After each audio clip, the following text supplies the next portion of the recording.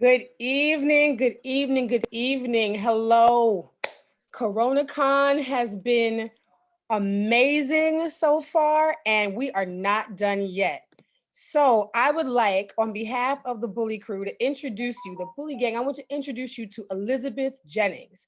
We are going to have a session titled How to Process and Handle Loss. So, I'd like to give the floor to our illustrious guest so she can introduce herself to you. And then I'm going to come through with some questions. Take it away. All right, thank you, Carla. Hello, CoronaCon, everybody watching live, watching the replay. I am Elizabeth Jennings, the Minister of Beauty, and I share the Bible that stands for business, inspiration, beauty, life, and enjoyment. I am a licensed esthetician, a beauty business entrepreneur. I've been an entrepreneur since 2006, and specifically I've been a beauty business and industry entrepreneur since 2008. So dealing with loss is nothing that's really new to me. And I know right now a lot of us are dealing with loss with the coronavirus, COVID-19, CoV, Rona, whatever you guys are calling it these days, because this is affecting everybody in some way, shape, or form worldwide. And I can say that this is the first time in my lifetime that I've experienced something that has affected almost everyone on, a scale of either large or small. But this is not the first time that I've experienced having to deal with loss. So I know sometimes it can be hard for many people, because I've heard stories about entrepreneurs that are like taking themselves out of here because of the losses that they're experiencing in their businesses, and they just don't really know how to process it. They don't know how to handle it. It's not an easy thing, especially when you have went to a place of, getting to that high level, and then to have it just at a moment's notice being taken away from you. But it doesn't have to be the end of the world. You have to just really know how to process losing. Mm. So yeah.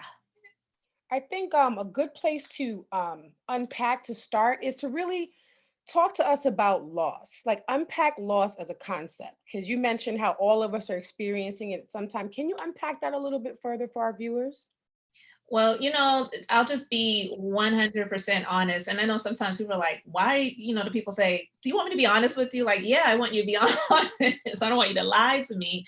But, coming up to this time of the coronavirus and having to deal with having to close my business doors temporarily, and at this point, not sure when I'll be able to open back up. This is not the first time I've experienced loss. And actually, in some ways, I feel like God was preparing me for this time, because I've experienced loss on a large scale prior to this happening. So what I'm going through right now, I'm just like, oh, okay. Because I've experienced dealing with entrepreneurs. Those are the entrepreneurs that they're fraudulent. So I've experienced dealing with entrepreneurs, so that has been some time and money wasted that I have dealt with, and I've had to process that. I've dealt with employees that were really employee thieves, because I have a business where I have grown over the years, and nothing was given to me. But unfortunately, sometimes you deal with people who come in that you give an opportunity to, and they feel as if, oh, you either don't deserve it, or they want it the ski mask way. They want to steal what you have earned and built and take it overnight. So I've had hundreds of thousands of dollars worth of clientele stolen from my business from former employees before. Yes. Yeah. Employee thieves. Mm-hmm. I see what you mean. I would have had to invent a brand new word for them too. Quick question though, as a business owner, are there any warning signs that one of the people on your staff, or that you could possibly have some employee thieves in the midst? Are there any warning signs that business owners, like maybe perhaps if you would have noticed it, or in retrospect you realize that was, because a lot of us don't know what to look for sometimes. Exactly.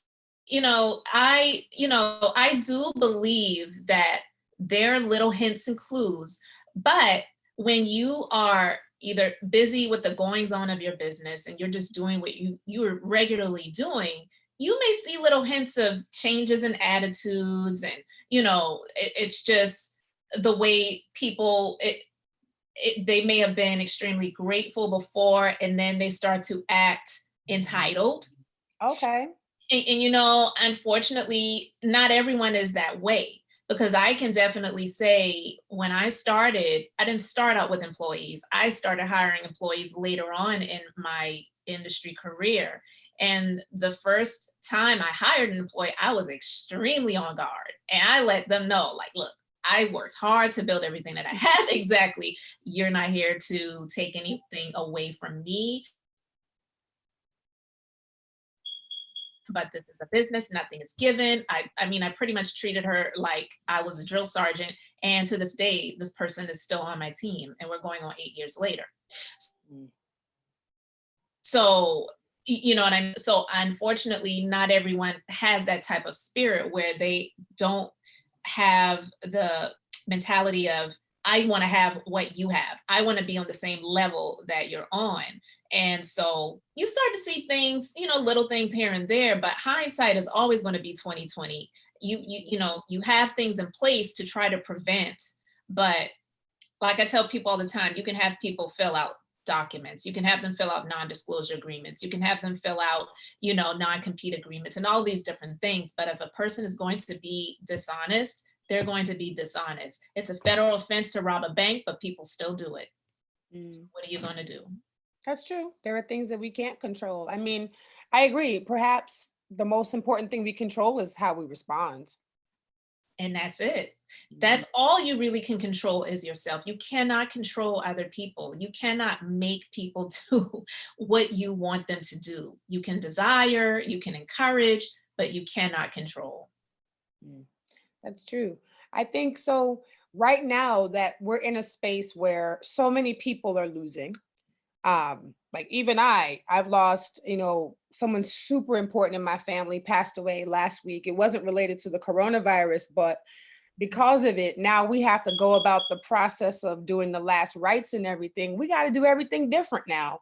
We can't do the things my family would normally do to come together so that we can grieve and heal and circle the wagons, do the things that we do in our culture.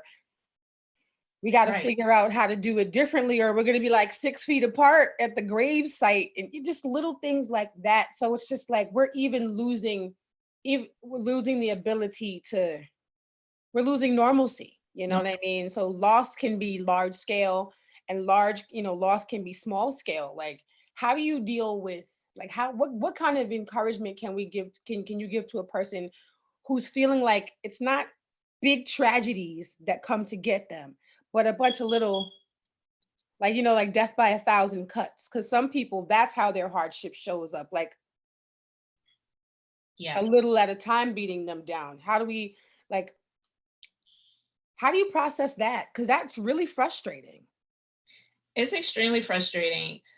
I have to share my own experiences, and I'm never here to force anything on anyone that is not comfortable for them. But I just know, because of the beliefs that I have, it's always been for me, I have to go to someone that is greater than I. And that is the power of God that I do believe lives within me, but I've had to release what was built up, the anger, the frustration, the hurt, the pain, all of those different feelings. When you experience loss, and especially as an entrepreneur, this is something that I had to process. When you experience loss as an entrepreneur, sometimes when people who are giving you advice that are not entrepreneurs, it's easy for them to say, oh, just let it go. Maybe you should just do something different. But a business is like your baby. And when you have a child and your child is sick, you want to do everything you can to save your baby. It's easy. It may be easy for someone else to say, just pull the plug. You did everything you could, but maybe it's just time to move on, have another baby. But when you love and care for something, you nurtured it. It is not easy for somebody like, you know what I'm saying? To just, That's a whole fact. oh, yeah. So you have to really seek wisdom in areas, not from people who are just going to give you the, oh, just let it go. It's no big deal. It's just a business. It's just money. You have to really seek business advice and wisdom from people who have walked that walk, who've been there before you. And if you can't really find anyone that way, just ask God to lead you, because he will put people in your path. I'm telling you, because it has definitely happened for me. And when I told you I experienced those losses, I had all of the emotions. I went through the depression. I went through the anger. I went through the yeah, let me go and just take them out. You know what I mean? You go through those emotions and those feelings because it's like your baby, but you have to really sit and process it and understand that from those losses, there are lessons to be learned. So I learned to do things differently in my business. The way I employed people before, I do not do things the same way anymore. The way I handled with payroll and the pay structure and all of those different things, I have completely different strategies on how I handle those things now. And I also learned that going through those losses, it was in some way necessary to wake me up, because what I was doing before, it was literally killing me, Can but you I did unpack not. that a little bit? Because Yeah. sometimes it's one of those things where a lot of us get used to grinding so hard, we don't pay attention to how it's wearing us down. Like Yeah. it's grinding us back, basically. So, like, what does what does that kind of entrepreneur running themselves ragged, like what did that look like in the case of your business? And if you could like relate it to your industry, like what did that look like? Sure. Well, I not only own my business and I have multiple locations, but I also work in the business. I'm working with clients as well. So I'm not just the typical, I own the business and I have people working there that are bringing in the revenue so that I can have a profitable business. I did a lot of the work myself as well. So I did all of that along with the staff. And then I'm also operating as a business owner. So I was never off. So even if I was out of town on a so-called vacation, I was never on vacation. I never had time off for myself. And then not only that, financially, the costs that were involved, the costs were ridiculous, because even though I wanted to pay, certain pay rates and, you know, um, hourly wages or commissions and different things like that, the amounts that I were paying, it was amazing for them, but in the end, it was going to destroy me if I continue to do it that way. So in some way, I'm not one of those people that is saying that God did this and God made this person steal for me to wake me up. No, I'm not saying that, but I do believe that things that were meant for evil, it can work out for your good. So you have to learn how to learn in those experiences. So I learned that if I continue to operate that way, it was going to bankrupt me, because I was just giving everything away and I wasn't really having anything for myself. And it wasn't a wise thing. It was nice. It was great for them, but even with that, it did not stop someone from trying to destroy me, because you ever heard that saying, you give someone an inch and they take a mile, Yeah, you give and give. And then sometimes it's like, well, that's nice, but I'd rather have all of it. And that's what I'm going to do. Mm. So what does it look like, the person who's balanced now, right? Where you care for yourself as much as you care for others and you're just as protective over yourself as you are over your business. And what does that look like now? I'm learning. I'm learning still to this very moment. I'm learning to love myself more. I'm learning to, accept that this happened. It's okay. It's going to be better. This is not the end of the world. And it was a time for me to just wake myself up and regroup. And so now the people that I am dealing with in the present and moving forward in the future, I'm much more protective over my processes and over my, my payroll and over my overall business period, because I do have the heart and the spirit of a giver, but I cannot allow people to just take until there's nothing left to give. So I have to save something for me. I have to save something for my family. I have to do things for our future. It's not just about setting other people up who are coming in on the back end and not wanting them to feel like I'm just here to have them make a lot of money for me, because that is the mindset of some people who come to work in businesses, especially in the beauty industry, because the way it's marketed in the beauty industry, it's, it's the schools, it's a business, they're marketing the education. So they market in a way, earn your, earn your education and build your own business. You can have your own, make your own hours, all these things. And those things are true, but they don't tell everyone that they may not be the best fit to own a business. You may be an amazing employee and there's nothing wrong with that. But, because this is an industry where anyone who's coming in as an employee could have the opportunity to own a business, it doesn't really set them apart from me. It's not like I am a doctor that I'm hiring nurses. A nurse can never be a doctor unless they go to medical school to continue their education and become an actual MD. So there's a separation. Whereas with me, yeah, there is a separation because I own the business, but there's nothing really stopping them from doing that if they really have the desire and the drive and, of course, the money to be able to do that. But like I said, some people feel that they can just do it the ski mask way, and then they'll try to give people their information on the low and set up their thing on the side and, build up their things off of someone else's back without integrity, and then, operate on their own later on. And that's just not, and it doesn't last. So I really don't worry about that type of business model, but it still hurts, nonetheless. Well, nobody wants to be taken advantage of, and we're still human beings. That's you're supposed to care when people that you invest in turn out to be poor investments. That's not there's no weakness in that. Right. I'm curious though, because we're talking about processing, like how to process loss in such a time. How have you can you describe the way you've been able to pivot?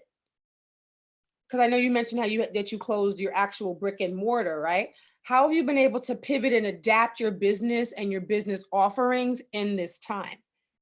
Well, I am, once we're able to open back up, the doors are open. The clients are still messaging. They're scheduling their appointments in advance. Nice. We're giving offerings for them to go ahead and pre-book their appointments. So that is a huge blessing, because even though the governor says we are a non-essential business, the clients don't feel the same way.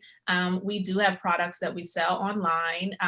People can pre-purchase gift certificates at a discount, and just trying to continue to just not only sell, but to educate and to share information and stay in tune and informed with our clients, and giving them the tools and things that we want to share with them in the meantime, and just keeping the lines of communication open, because we want them to know that we're still here and we're waiting and ready for you as soon as the government says we're able to open our doors again. Do you engage through social media platforms? We do. We Okay, definitely. so what are they? You should tell the viewers, because we have lots. You should Yeah. tell the viewers what social media platforms do you use to engage with your audience? Well, I have two different brands, because I have the Minister of Beauty brand and then my brick and mortar business, which thankfully I don't run the social media for that because it's just a ton, because we have Facebook, Instagram, YouTube, TikTok, Pinterest. I mean, there's so many different social media platforms. So thankfully, I do have someone that a social media manager that handles the brick and mortar businesses, social media platforms, and then for the Minister of Beauty brand, which during this time and how to process loss and how to utilize the time of loss, I'm utilizing this time to really get back into the things with the Minister of Beauty brand, because I love YouTube. I am I love YouTube. So a lot of the people that find me, they find me on YouTube, and then on Instagram and my business Facebook page as well for the Minister of Beauty. And then I also have a TikTok for that as well. I don't find myself really doing a whole lot of the personal Facebook. So sometimes I find myself neglecting that, and I get a little bit, oh, I'm sorry, when people are reaching out to me and saying, are you okay? Because they don't see me on there. And it's like, I'm not forgetting or ignoring anyone. I'm just really focusing on my business. The hustle. This is exactly. So, those are the areas that we tend to spend a lot of time on social media. That's fabulous. And with Minister of Beauty, I know you're saying you're diving deeper into that. That's the vehicle that you're really using to encourage people and uplift them at this time, right? Yes. So tell us some more about that. Sure. Well, I have so many videos on my YouTube channel. So if anyone wants to go and check out the Minister of Beauty on YouTube, I have a lot. I didn't even realize I have so many videos on there, but as an entrepreneur, I do share a lot about business. So there's tons of information on there about business. I do inspirational videos and just have, as I feel like I want to share something, I do. Every once in a while, I'll get someone that just reaches out to me and they're like, you don't know how much I needed to hear this message today. And it was just something that was on my heart that I just felt led to share. So I do, share a lot of just encouraging, motivational topics that are on my mind, whether it is about business or just, personal situations or whatever.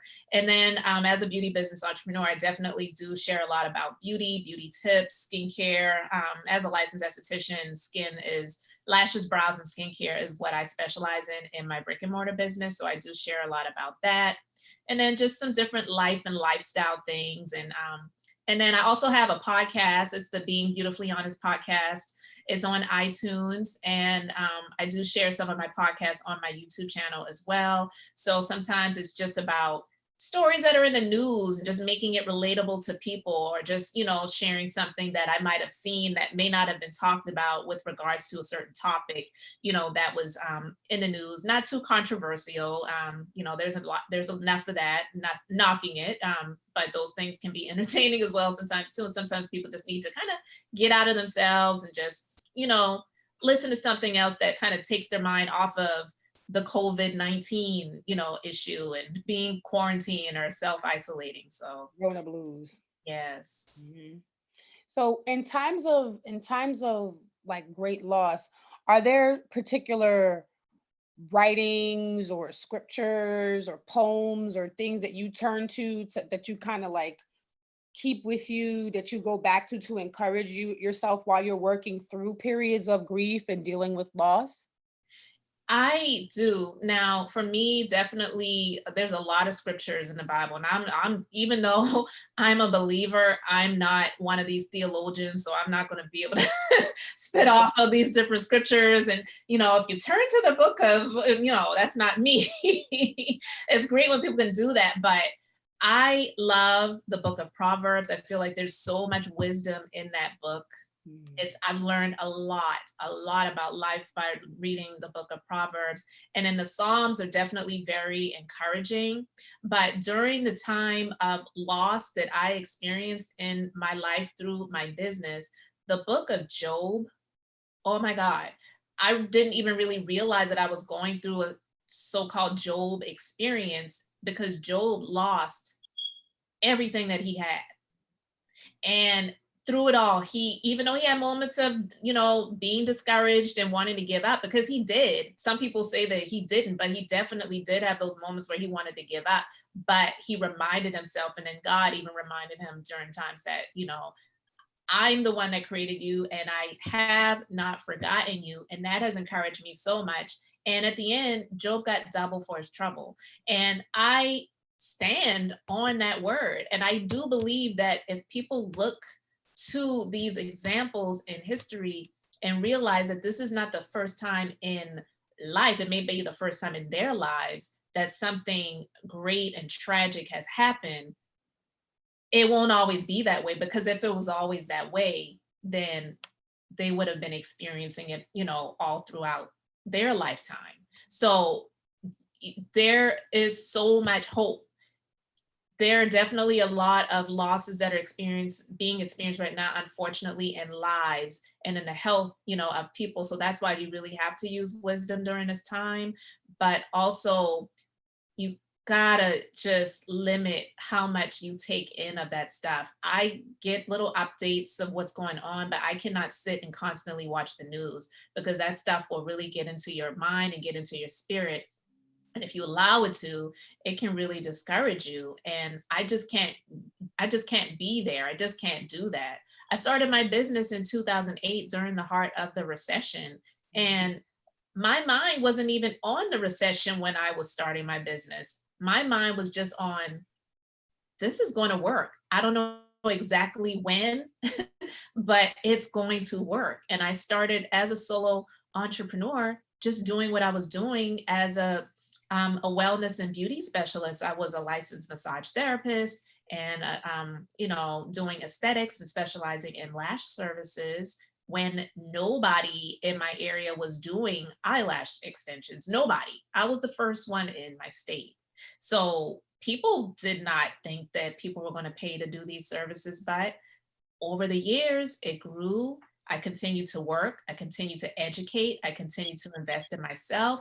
And, multiple locations later, it worked out. So my mind wasn't on loss. My mind wasn't on recession. My mind was on growth. My mind was on, success. My mind was on, this shit gotta work because I already spent this money, you know what I'm saying? So yeah, and I was a legal assistant for 12 years before I transitioned out of that into doing something that was completely opposite. But I knew I couldn't continue to do that anymore. And I'm so grateful that I didn't listen to the naysayers and, the voices in my mind that was telling me I was crazy and, what are you doing? So it's definitely what has encouraged me. And of course, there's a number of different books and readings and people I love to listen to, every now and then on, different platforms that just share messages of hope and encouragement. So those things have definitely kept me going. And it's been it's been great. It's been great. So during this time of the coronavirus, I'm not focusing on that. I can't. I cannot. You're keeping your eyes forward. That makes sense. Mhm. It makes perfect sense. I think it'd be really great to unpack because in our title, the title of this segment is how to process and handle loss, right? Processing things and handling things are different. Right. Can we parse out the difference between those two? The difference between handling a situation and processing it? Because Sure. a lot of times we use words like that interchangeably. And in times of loss, I find that those two words require slightly different actions. So please share from your wisdom. Okay. Well, for me, the processing is similar to what a lot of people are doing now with self isolation. I was already doing that before it was a requirement. I had to separate myself from some people. I had to get into my place of, like, I'm in my office right now. I had to get into my place where I could not have the voices of others that were trying to influence me to do one thing or to say one thing or to go in this direction or to go in that direction. I had to sit in silence a lot. I had to isolate myself from people that I may have thought were friends, which we really weren't. We really didn't have that much in common except for our skin color. I'm just being honest. I And feel and just really allow my spirit to sit in silence so I could get direction on what are the next steps, because you cannot make sound decisions and have actions happen until you have processed. Because if you do, then you end up making the wrong decisions. You end up choosing the wrong people to be in your space or to be in your business or to be your coach or to be, your employee or whatever. You know what I'm saying? So being able to just be in a place where you can isolate yourself from others, that is something that I had to do in order to start to really hear what I felt like my spirit was leading me to do. that's really deep though. So the processing, you broke that down for us. So once you've done that processing thing, How does handling a situation differ? Handling is actions that you take after you have processed, after you have, thought about it, after you have gotten that divine connection and wisdom that you need in order to make the right decisions. Because if you make the decisions in your feelings and in your emotions, those can be expensive decisions. Mm. I go back to the nurse that it was a viral video. She went live. She did a video. She was livid, angry, upset, scared. I get all of that because her supervisor was going to be sending her to a COVID floor to handle patients. And she was a former breast cancer survivor. So she, higher risk. And she just did not feel comfortable going there. So she went on a live video and called out the supervisor, said her name and everything, and said, she quit. And she later came out and said that she regrets handling it the way that she handled it. And I had a feeling she would, not saying I knew she was going to make a video and say that she regretted it, but you can't make decisions in your emotions because they can be extremely expensive decisions. So being able to be in a place where you can just process silently and then do the actions that you need to do, it could have been handled a different way where it did not involve her losing her job and possibly being blackballed in the medical industry because people may see her as a risk and a liability and not wanting to bring her, on board. Not saying she never will receive another opportunity, but I'm just saying you take those risks when you move in your emotions. So being able to process things, I was able to take the emotions out of a lot of the decisions that I had made previously, where I was, I'm feeling, oh, I really like this person and I don't want to hurt their feelings. And I'm like, no, this isn't about feelings. This is a business. The bill collectors don't care about my feelings or anyone else's feelings. They want the finances. So I cannot really concern myself with that. I care, but I'm not going to concern myself with it. So I was able to handle things in my business in a different way where I was able to change processes and systems and and all of the different things that I used to do before, handling things a different way so that when the new people would come on board, it was going to be more of a benefit to the business than it was previously, so that as the business continues to come out of that place of loss, I will excel so much more and higher than I would have been able to had the loss never occurred. Mm. That makes a lot of sense. That definitely does. Because I mean, we don't know what's going to test us. Like when do we learn the most about ourselves? In good times or in bad? In bad times. That's it. When do we truly see, the extent of our strength when our strength is tested? So it it's actually it's to be expected. If we harness times of challenge, we can have major breakthroughs. So it's really great to hear that from the perspective of entrepreneurship and someone who's responsible for other people. Because I mean, how oh, by the way, to our viewers, I'm watching the chat on the Facebook. If anybody has any questions that they want to ask, if they have any questions that you want to ask to our guests, please do. I'll read them and I'll share them. But it's like speaking specifically to the business owner with employees, Mm, right? Because it's one thing, like I'm a solo business right now, so it's just me. Rise or fall, it's just me. right. But there's a whole added stress when you're not just responsible for yourself, you're also responsible for the people who work at your company and things like that. Let's talk to the entrepreneurs who are trying to deal with that, because they're not just thinking about themselves, they also are responsible for others. How can we support their thinking? How can we support their perspective shift? Well, it is a heavy burden. I understand heavy lays a head that wears the crown, and it is not an easy place to be when you have staff. It's already hard enough to be a parent. Okay, so when you have staff, Yeah, they're not your children, but you're responsible for them in some way. And it is a time right now that none of us have chosen to be in. Right. So, with that being said, you cannot beat yourself up if you have to make decisions where it involves cutting costs that may include laying some people off. That's just the fact of the matter. I don't like it that there may be some people that may lose their jobs during this time of the coronavirus in so many different businesses. But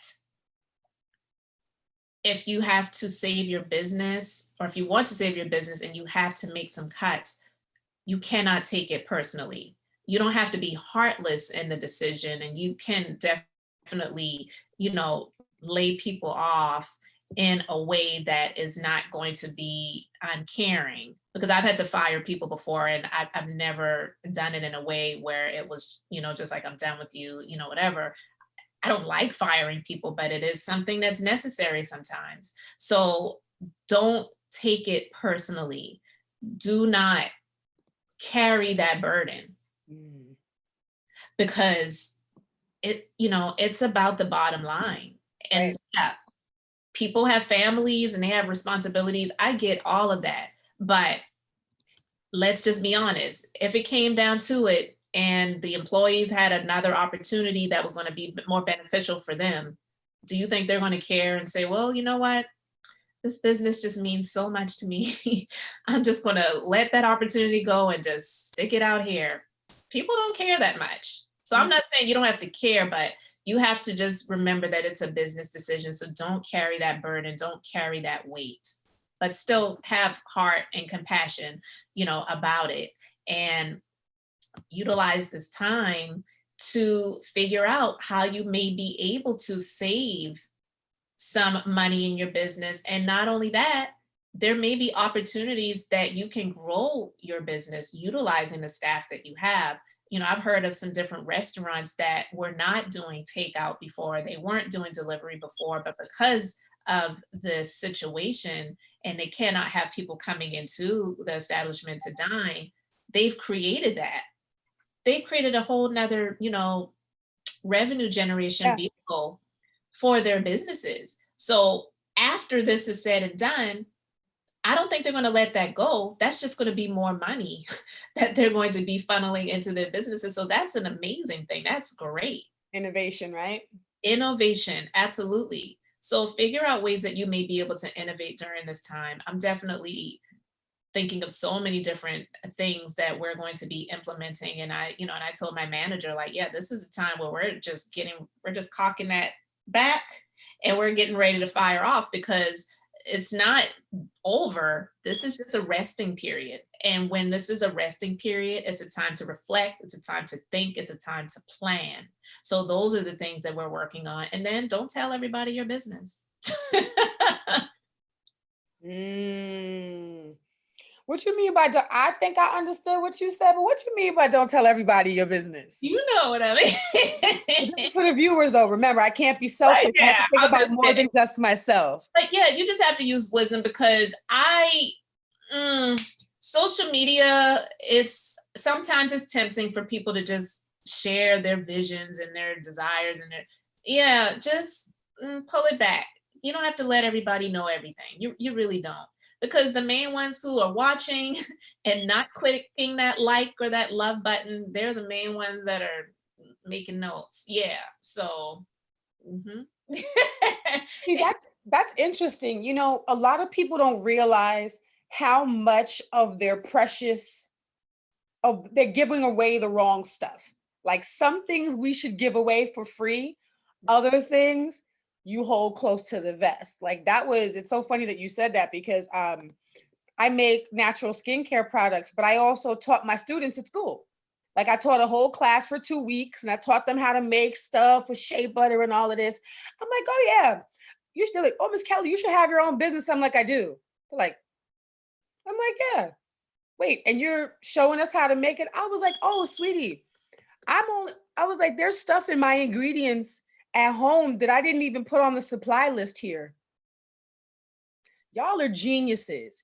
You think I'm gonna mess around and let y'all backwards retcon and reverse engineer my proprietary recipe? Crazy. I literally left like 3 things I use in my products. I didn't even bring them in the building. Mhm. Right? Because it was like there were recipes I found, and then I modified them and I turned them into what it is that I sell. So Mhm. what I told the kids, I was like, listen,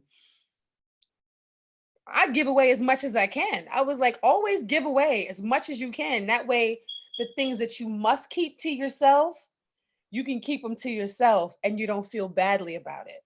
Right. Right. So so there is a fine line between generosity and oversharing. There you go. There you go.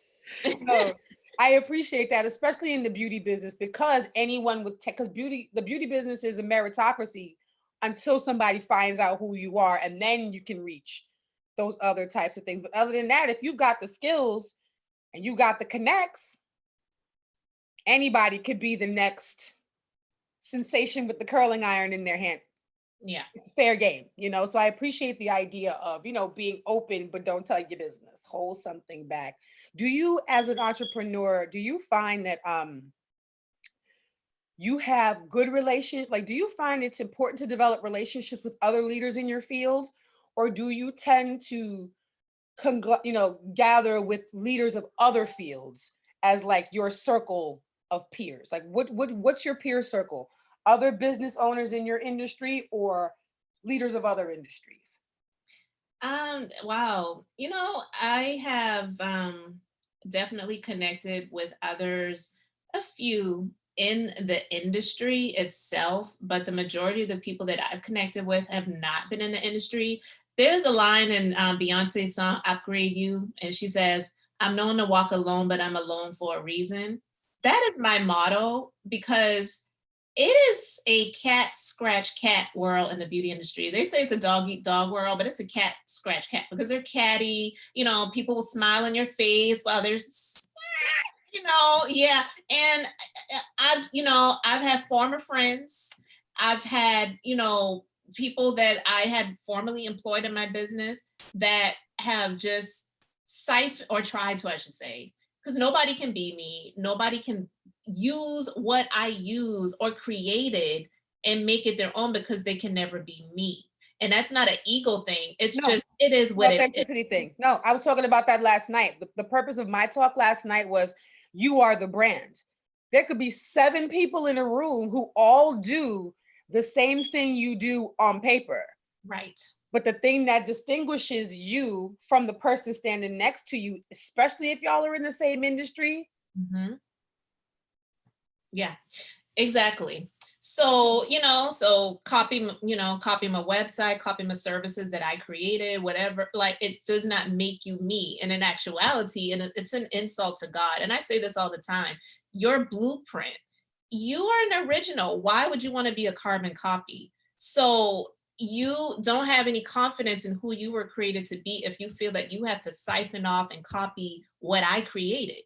It's an insult to God because you're greater than that. So that's more of a problem for you than it is for me if you feel like you need to copy what I have created and copy what I have done. So I do not really, I'm not saying it's something that I would never do, but I do not really have a lot of close connects in the same industry. I have a few, and I'm thankful. I feel like those are just genuine, true, relationships that I've been able to develop over time, but they've experienced similar things that I've experienced. So we not only just have the same industry in common, but we have had this, similar experiences in common that kind of brings us together. So I have had the blessing over the years to be able to meet and connect with other people who are not in the same industry from all across the country. And that has been amazing.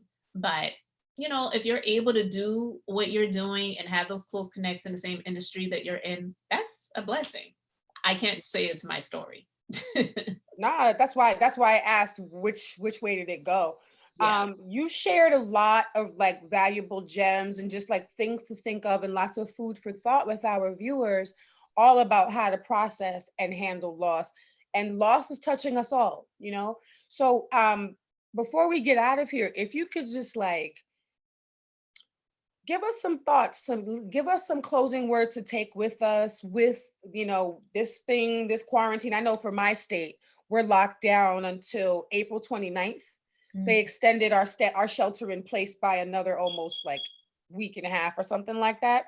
And other states are playing it by ear. So if you could leave our viewers with some closing thoughts about the big picture, you know, what should we keep in mind at this time as these losses keep coming? To handle, to process, to move on? Like, what should we be keeping in mind? Um, this is a time to not lose who you are. I do believe that sometimes we just get so wrapped up in the daily rituals and routines that we do outside of our homes. And maybe you work in your home and this is, you know, where you are, and now you have like cabin fever and you want to break out. But this is a time to not lose sight of who you are. I am a true believer that sometimes these situations, a standstill will happen in your life, and it is a time for you to really be focusing on those things that you have put off to the side. I have 2 books that I've been putting off that I have to finish and complete. So I'm working on those as we speak. And so I do believe that there are a lot of innovations and a lot of projects and a lot of opportunities. I do believe that opportunities can come out of obstacles. So this is a time to not lose sight of who you are and to really work on those things that you kind of put off on a back burner, you didn't feel was really important, or just allowing your mind to become open to the opportunities that can come out of these obstacles right now, because this did not happen for no reason. There's something that is there's something greater that is to come for you out of this. I truly believe that. If I believe that for myself, I believe it for everybody that's watching this. And so don't lose sight of who you are. Don't waste your time. You'll never get this time back. Time is so valuable. You may not be paid for your time right now, but you'll never get this time again. So utilize it wisely and make the most out of it. Because the last thing you want to do is have life get back to what it was before. And I don't believe that things will ever be 100% the same as it was before. But if you're able, if you're able to get back to your regular routines and rituals, you don't want to look back on the time that you had and say, man, I wished I would have worked on X, Y, and Z while I had the time. And now that I'm back on the job or back to my regular business, back to business as usual, I don't have the time to complete that. So utilize this time wisely. Thank you so much for sharing that. So, on our way out of the door, can you please remind us where we can find you on the social media platforms and give us the name of your YouTube channel? So, anyone who's looking for uplifting videos, please go check this Minister of Beauty out. Let the sister encourage and uplift you. Where can everybody find you at, Elizabeth? Oh, I can be found on YouTube as the Minister of Beauty, Instagram the same, the Minister of Beauty, Facebook it's Beauty Minister, but if you type in the Minister of Beauty, the page will come up. And if you go to my Instagram and go to my bio, I've got a link tree there. So I've got all of my sites where my courses and products, I have my skincare line, the Inez Elizabeth Beauty skincare line, and and I've got my lashes on because I have not been able to get my lashes done professionally in the business. So now I had to pop some lashes on. So hey, necessity, right? Yes. So, but yeah, this has been great. And I really appreciate Dave, the business bully, for having this time to just have people come on and share things for people, because people need this right now. They really need it. Yeah, we're a community, and this whole community is growing. Over 500 people have joined the Facebook group alone. Wow. Like, and everybody who's watching this, if you tell your friends to join the Facebook group so that you can also watch the playback, like tell them about this video. And everybody who joins that coronacon.live group has access to all the sessions that have taken place since the first. And we're going to keep going into tomorrow. So again, on behalf of the Business Bully TV, on behalf of the Bully Gang, on behalf of Dave the Business Bully, I really, really want to thank you for being here with us, Liz. And I'm looking forward to learning more about your cosmetics line. And thank you, viewers, for being with us on this session. And I really, really hope that you took something from it that you can use. We're going to make it through this, y'all. Let's stick together. Good night. Thank you.